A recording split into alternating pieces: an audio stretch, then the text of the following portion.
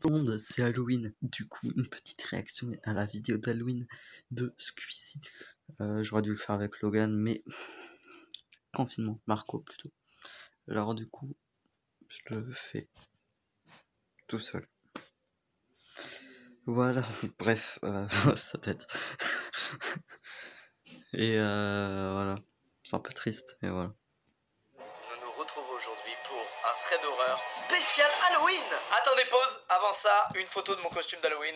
Ouais, Une note sur 10 maintenant. Et c'est un 9 sur 10 de moyenne, je vous remercie. Alors, en quoi le thread d'horreur d'aujourd'hui est un spécial Halloween? Eh ben parce que ce sont vos histoires que je vais raconter. Il y a quelques temps, j'avais fait un tweet, on a reçu quelques milliers d'histoires, ce qui est assez conséquent. Et deuxième raison, évidemment, comme c'est Halloween, on va pas faire 3 histoires, on va faire 5 histoires. Wouh! Et avant de passer aux histoires, une dernière bonne nouvelle, je suis très content. On vient de sortir une nouvelle collection Yoko basée sur l'horreur. Elle s'appelle Do Not Fear. C'est que des vêtements qui tournent autour de l'horreur, comme le que j'ai sur moi en ce moment même. Vous avez par exemple ce magnifique petit personnage en plastique qui brûle dans le dos, il brûle, bordel. Et bien sûr des modèles plus sobres comme par exemple celui-ci, à condition que vous n'ayez pas peur des énormément ensanglanté qu'il y a dans le dos. Non, vraiment, blague à part, voilà le modèle le plus sobre. Oh, il y a une petite broderie mignonne, oui, mais c'est pas terrible. Voilà, je suis très content. Je voulais trop faire une collection dans ce thème-là parce qu'on a fait plein de threads d'horreur depuis tout ce temps. Donc voilà, c'est disponible dès maintenant. C'est sorti aujourd'hui. C'est disponible sur le site. Putain, j'ai jamais autant parlé avant un thread d'horreur, mais en même temps, il est conséquent celui-ci. On passe tout de suite à la première histoire. La première histoire que je vais vous raconter, c'est celle d'Inès. Évidemment, j'ai modifié son prénom pour des raisons de sécurité. Il y a quelques semaines, Inès emménage sur Toulouse pour faire ses études. Elle a trouvé un petit appart sympa, pas loin de la fac, qui rentre parfaitement dans son budget. Elle s'apprête à vivre sa meilleure vie. Après une soirée arrosée, Inès décide de rentrer chez elle, sauf qu'il est tard et donc il n'y a plus de métro et plus de bus. Du coup, en toute logique, Inès appelle un chauffeur VTC via une application très connue. Le chauffeur arrive, elle monte à l'intérieur de la voiture, il a un masque Covid, elle aussi elle a son masque Covid. Pour le moment, aucun signe alarmant. Le trajet se passe bien, les discussions sont rigolotes, Inès parle même de sa voiture, parce que c'est apparemment une vieille voiture des années 2000 et qu'elle l'aime particulièrement. Et en arrivant à destination, le chauffeur qu'on va appeler David demande donc à Inès quelle est sa voiture parmi toutes celles qui sont garées en bas d'immeuble. Inès monte donc du doigt sa vieille 75 chevaux avant que les deux rigolent et qu'elle rentre chez elle. Elle se couche, elle s'endort, tout va bien. Le lendemain, Inès, elle a un vieux feeling, un mauvais pressentiment. Et elle précise que souvent quand elle a un mauvais pressentiment, il y a une raison. Mais les jours passent et il se passe rien d'anormal, sauf qu'une semaine après, en rentrant de la fac, elle retrouve des dizaines de papiers sous son essuie-glace. Et sur ces papiers, bien évidemment, il y a des messages. Tu te rappelles le Uber de jeudi soir? T'étais vraiment charmante. Envoie-moi un message. J'ai 2 fois ton âge, mais on pourrait aller boire un café. Et là, Inès, elle se décompose et elle panique. Elle prend tous les papiers, les déchire et les jette à la poubelle. Elle se dit qu'il n'y a pas grand chose à faire et que si ce gars est sur elle, ça lui passera, puisqu'elle va répondre en aucun cas à ses avances. Mais elle a la preuve que son mauvais pressentiment est change son nom, mais et qu'il faut maintenant qu'elle soit le gars du Uber, 2 jours plus tard, il Inès doit rentre chez reconnaître elle quoi. et elle tombe sur un nouveau message, cette fois-ci ça glissé date dans pas. sa boîte aux lettres. Je sais où tu habites, tu as dû le comprendre, alors envoie-moi un message. Là, Inès est totalement terrifiée. Sa mère lui dit d'appeler la police, mais Inès refuse puisqu'elle est convaincue que ça va ne mener à rien et que les policiers vont probablement prendre ça pour un canular ou une mauvaise blague pour les faire chier. 2 jours plus tard, Inès... Attendez, c'est quoi ça hein? Arrive à la fac comme chaque matin et en arrivant dans le hall, elle tombe sur David. David se met à marcher vers elle et dit à haute voix: Ah, ma fille, te voilà. Pourquoi tu m'envoies pas de message depuis 3 jours? Inès comprend immédiatement que David vient de se faire passer pour son père à l'accueil de la fac. Et dans sa tête, il y a 2 options. Soit elle fait un scandale en disant haut et fort que cet homme n'est pas son père, et elle risque donc d'engendrer quelque chose de très gros. Elle sait pas s'il est armé, elle sait pas s'il va l'agresser, elle ne sait rien. Soit elle rentre dans le jeu de David et elle essaie discrètement de faire passer un message à l'accueil de la fac. Ne sachant pas de quoi David est capable, évidemment Inès elle choisit la deuxième option. Ça va durer plusieurs dizaines de secondes et malheureusement la personne à l'accueil ne comprend absolument pas ce qui se passe. Et là, coup de chance pour Inès, une amie à elle la reconnaît et décide de venir lui parler. David prend immédiatement la parole et lui dit: Ah, tu dois être Chloé, je suis le père d'Inès. Sauf que malheureusement pour lui, elle s'appelle pas Chloé. Et en plus, elle sait qui est le vrai père d'Inès. La dame de l'accueil comprend enfin qu'il se passe quelque chose de bizarre et décide d'aller discrètement appeler la sécurité. Quelques dizaines de secondes plus tard, la sécurité vient parler à David et David se met à hausser le ton et à être très menaçant envers eux. Il va aller jusqu'à les frapper. Au vu de la situation, Inès décide alors d'appeler la police et David va finalement être mis en état d'arrestation devant la fac. Quelques jours plus tard, Inès a des nouvelles et David était en fait recherché pour séquestration, esclavage et meurtre. L'histoire aurait pu très mal finir, donc GG Inès, on est tous heureux, je pense on peut le dire, de savoir que tout va bien et qu'il ne t'est rien arrivé. Voilà, plein de gros bisous à toi et merci d'avoir partagé cette histoire qui j'espère n'arrivera plus jamais. Alors, la deuxième histoire que je vais vous raconter, c'est celle de Mathias. Au moment des faits, Mathias vient d'avoir son bac, il a 18 ans, et il vient d'emménager dans un nouvel appartement à Limoges. Un soir, Mathias vient de vivre une soirée étudiante beaucoup trop arrosée. Et il rentre avec grande difficulté chez lui puisqu'il est ivre-mort. Mathias instinctivement appuie sur la poignée et la porte s'ouvre. Comme il est raide mort, il se dit qu'il a tout simplement oublié de la verrouiller à clé. Il se pose pas de questions, il rentre dans son appartement, il ferme la porte derrière lui, il atteint sa chambre, il s'effondre dans son lit. Mais il y a un truc qui le dérange, c'est que l'odeur est pas comme d'habitude. Mais comme il est ivre-mort, il va pas creuser plus que ça, il va préférer dormir.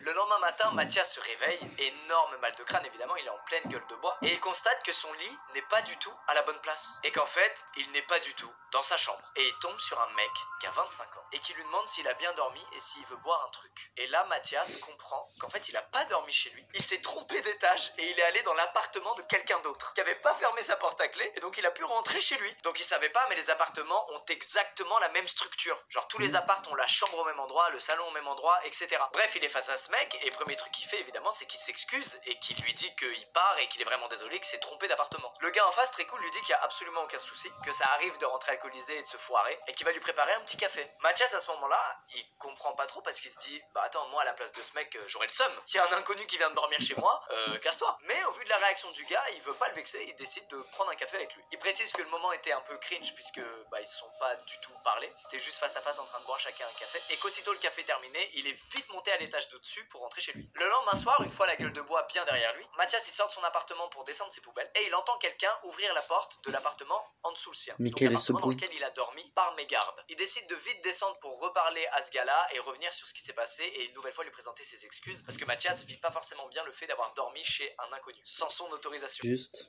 normalement je le tourne sans lumière, mais sans Marco.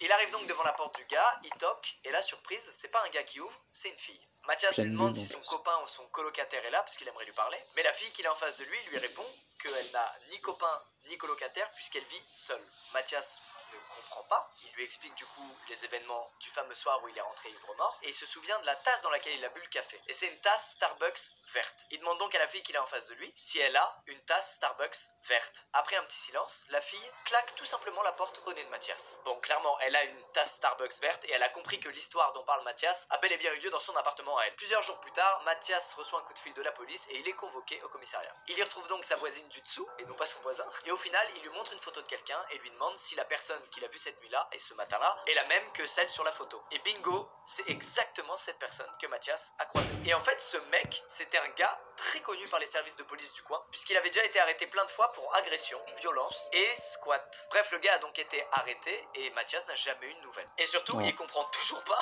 pourquoi le gars lui a proposé un café. Ce culot, c'est incroyable. Merci Mathias pour ton histoire, elle est incroyable. Et j'espère que la fille qui était la vraie propriétaire de l'appartement s'est remise. Bref, histoire suivante.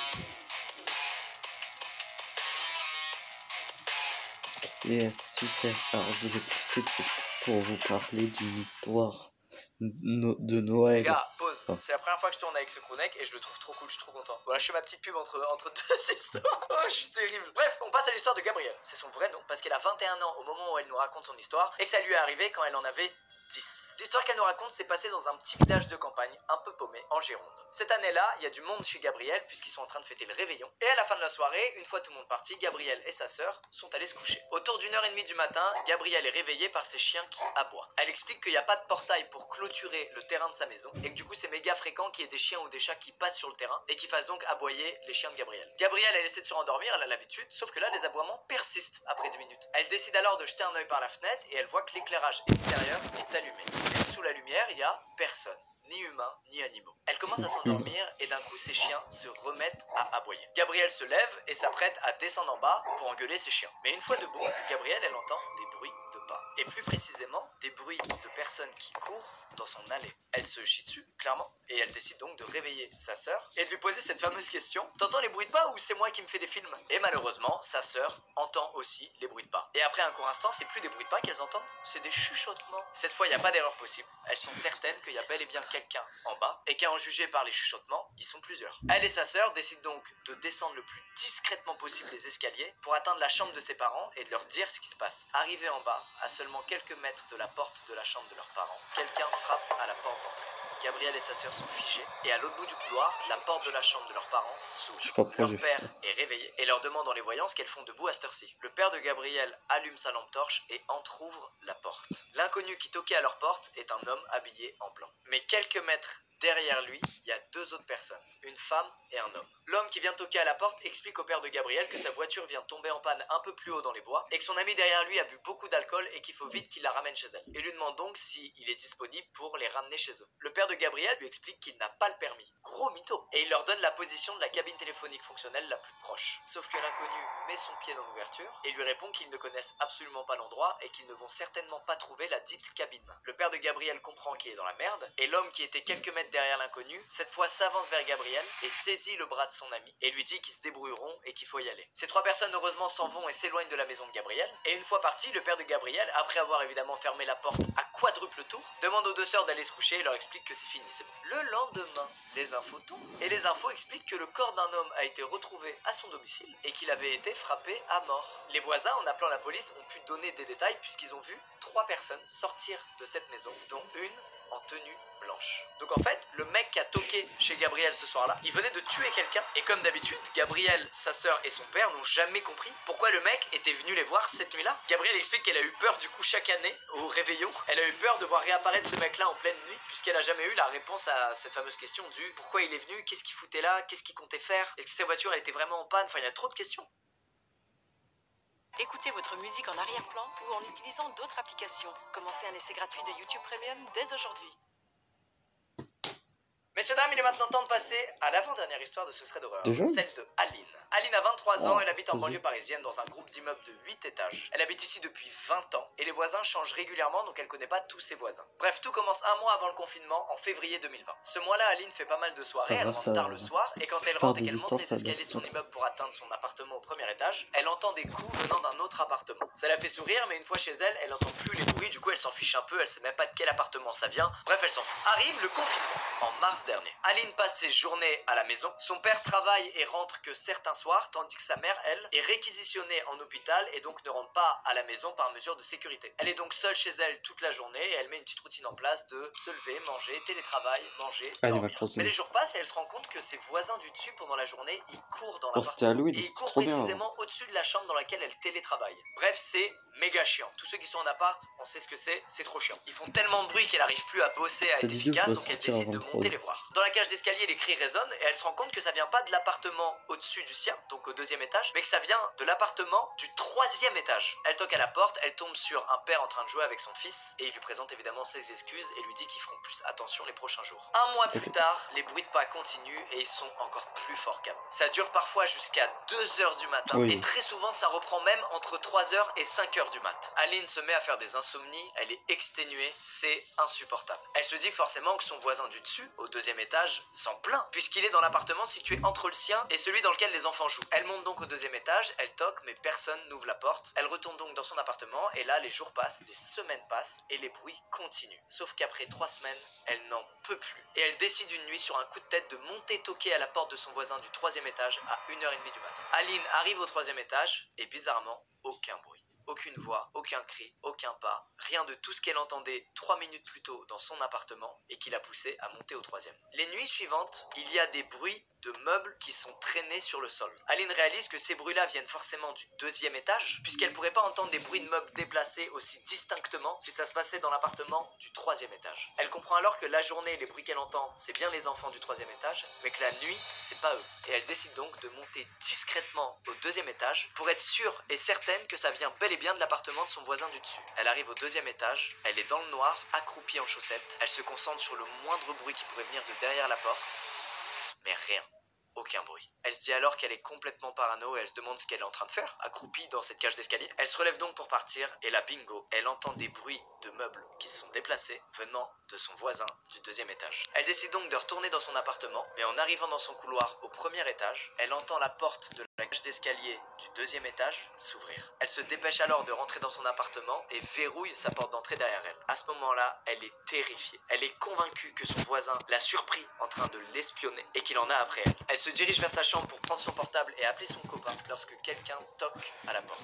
Aline retourne vers sa porte d'entrée en étant la plus silencieuse possible et elle regarde dans l'œillet de sa porte. Et elle voit rien. Il fait tout noir. Mais d'un coup, elle entend quelqu'un toucher à sa serrure. Aline est terrifiée. Elle veut être sûre que la personne ne puisse pas rentrer chez elle. Donc elle saisit ses clés et les rentre dans la serrure. Et c'est là qu'elle entend des pas qui s'en vont et la porte de la cage d'escalier qui se ferme. En fait, quand elle a regardé dans l'œillet, il y avait bel et bien quelqu'un qui était à quelques centimètres d'elle de l'autre côté de la porte. Sauf que la personne n'a pas allumé la lumière du couloir parce qu'elle ne voulait pas être vue. Aline reste en boule contre la porte. Elle réfléchit un moment et elle se dit que le meilleur truc à faire dans cette situation, c'est d'aller dans sa chambre prendre son téléphone et d'appeler la police pour leur expliquer ce qui vient de se passer. Elle se dirige alors vers sa chambre lorsqu'elle entend un énorme bruit résonner. Quelqu'un vient de tomber sur du gravier. Aline reste immobile et elle réfléchit. Tous les appartements du premier étage sont communs à une grande terrasse. Et cette terrasse, elle est recouverte de gravier. Quelqu'un vient donc de sauter d'un étage supérieur et d'atterrir sur cette fameuse terrasse tout proche du salon d'Aline, à en juger par le bruit que ça a fait. Aline prend son courage à deux mains et court jusqu'à sa chambre. Elle ferme la porte, prend son téléphone et le met dans sa poche. Elle ouvre la fenêtre et saute. Elle a mal aux chevilles à l'atterrissage, mais tout va bien. Elle est donc dans la rue sur laquelle donne sa chambre et elle tape le sprint de sa vie. Elle a eu tellement peur qu'elle s'est cachée sous une voiture garée, le temps d'appeler la police et qu'ils arrivent sur les lieux. En arrivant, elle leur a expliqué la situation. Ils ont décidé de l'emmener au commissariat pour prendre sa déposition. Et le lendemain, ils ont appelé le propriétaire de l'appartement du deuxième étage qui leur a expliqué que l'appartement n'était actuellement pas loué. La police a donc pu rentrer dans cet appartement et tout était en bordel. Tout était dégueulasse. En revanche, personne n'était là. Au moment où je vous raconte l'histoire d'Aline, ils savent toujours pas qui était là. Sauf que le proprio, lui, a dit aux policiers être convaincu que la personne qui se trouvait là, c'était l'ancien babysitter de son enfant. Apparemment, le proprio, il avait licencié ce babysitter juste avant le confinement et le gars l'avait menacé de fou. Et après l'avoir menacé, il avait refusé de lui rendre le double des clés et le propriétaire a pas jugé nécessaire de changer la serrure puisque plus personne ne vivait là. Bref, après cette nuit-là, Aline entendait toujours les enfants courir et crier la journée. Par contre, il n'y a plus jamais eu de bruit la nuit. Et ben Aline, je vais dire un truc, t'as un courage incroyable. On en parle du saut là du premier étage. Aline, maintenant il faut faire du décathlon. C'est l'étape suivante.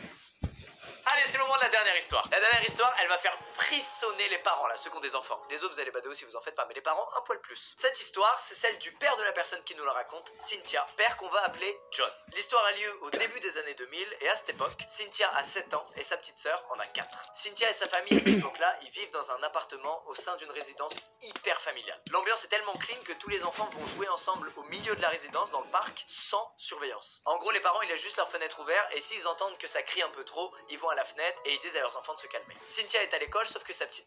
Aussi, normalement, je fais toujours une vidéo Halloween, mais voilà.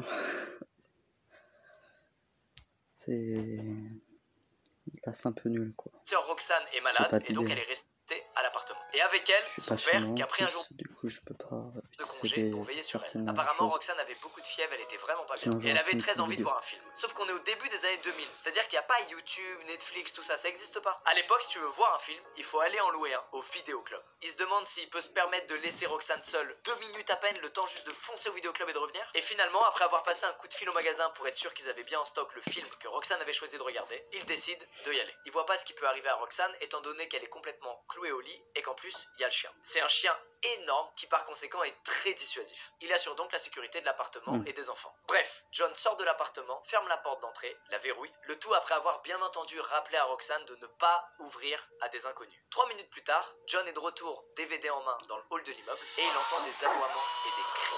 En tournant dans le couloir, il voit sa porte d'entrée et il reste sans voix. Il voit un mec en train de lutter contre son chien. Et il constate aussi que Roxane est à l'intérieur de l'appartement, complètement tétanisée et en larmes. John ne réfléchit pas. Il fonce vers son appartement et il attrape son chien. Il vérifie immédiatement que le mec va bien, pensant que c'est juste un type qui passait devant son appartement et que Roxane avait ouvert par mégarde et que le chien s'était précipité pour agresser le gars. Il tire alors l'inconnu à l'intérieur de chez lui, dans l'idée de quelques minutes plus tard soigner ses blessures s'il en a. Mais avant ça, il prend le temps d'engueuler Roxane. Il lui explique qu'elle devait ouvrir à personne à part lui et maman, que le mec allongé par terre aurait pu mourir sous les crocs du chien et que donc ils auraient dû piquer le chien. Roxane est dans tous ses états, elle pleure et entre deux pleurs, elle dit à John que le monsieur a dit de l'autre côté de la porte « c'est papa ». John comprend immédiatement la situation. Il regarde par terre, mais l'intrus n'est plus là. Il s'est déjà barré en courant. En fait, Roxane, elle a rien fait de mal. Elle a entendu quelqu'un toquer à la porte d'entrée pendant que son papa était au vidéoclub. Quelqu'un qui a toqué plusieurs fois, longtemps, avec beaucoup d'insistance. Et là, elle fait ce que n'importe quel enfant de 4 ans aurait fait à sa place. Elle demande qui c'est. Et la personne de l'autre côté de la porte, vous savez ce qu'elle a dit? C'est papa. Elle a à peine ouvert la porte que le mec l'a attrapé, sauf que le chien l'a attaqué. Bref, heureusement, le chien était là. Et surtout, heureusement, John n'a mis que 3 minutes à faire l'aller-retour au vidéoclub. Mais c'est un événement qui a vraiment marqué John. Et cette histoire, il l'a énormément racontée parce qu'il a jamais compris qui était cette personne. Et comment il a su qu'il y avait une petite fille dans cet appartement. Et comment il a su qu'à ce moment-là précis, elle était seule. Ça veut dire que ce mec les espionnait depuis déjà un bon moment pour savoir tout ça. Bref, le mec, bien entendu, n'est plus jamais revenu. Et surtout, John a mis en place un système de code avec ses enfants. C'est-à-dire qu'il s'était donné un mot de passe. Et si quelqu'un toquait mais ne donnait pas le mot de passe, alors la personne dans l'appartement avait interdiction de lui ouvrir. Et bien évidemment, il changeait très régulièrement le mot de passe. Et aujourd'hui, même presque 10 ans après le décès de ce chien, Roxane, Cynthia et John parlent régulièrement de lui parce qu'il a sauvé la vie de Roxane, tout simplement. Les amis, c'est la fin de ce thread d'horreur spécial Halloween. J'espère qu'il vous a plu. Il y a eu un peu de tout aujourd'hui. Il y a eu plein de mécaniques différentes. On a reçu plusieurs milliers d'histoires, dont certaines qui étaient vraiment très bien écrites. Donc merci à tous d'avoir pris le temps de partager vos expériences. Même si malheureusement c'était des expériences pas ouf. Ne devenez pas parano à cause des threads d'horreur, mais restez vigilants. C'est quand même important de... Moi ce que je remarque surtout, c'est que les gens ont des pressentiments dans la plupart de ces histoires qu'on raconte. Des mauvais pressentiments qui s'avèrent être à chaque fois totalement justes. Donc faites attention à vous. Prenez soin de vous. J'espère que c'était pas trop long, pas trop court. Clément en aura probablement chié. Il y a 2 heures de rush. On peut remercier Clément pour son montage. Bravo Clément. C'est un effet de plus qu'il doit rajouter au montage. Ça lui casse les couilles, je le sais. Mais merci Clément pour ce montage. N'oubliez pas que sans lui, les threads d'horreur seraient beaucoup plus fun. Il y aurait que de l'audio, il y aurait pas de visuel. Et ce serait un poil plus chiant quand même. N'oubliez pas de checker la dernière collection Yoko. Voilà, maintenant que vous avez un peu de temps et que la vidéo est terminée. Je suis curieux de voir ce que vous en pensez. Puis si elle vous plaît, bah achetez une pièce ou 2 ou 28. Je vous dis à bientôt. Prenez soin de vous et happy Halloween. Dommage, j'ai gâché la fin. Voilà, c'était sympatoche. On se retrouve pour une nouvelle vidéo. Bon, bref, joyeux Halloween à tout le monde. Je suis un peu deg puisque je voulais faire une vidéo un peu plus travaillée. Allez, ciao ciao.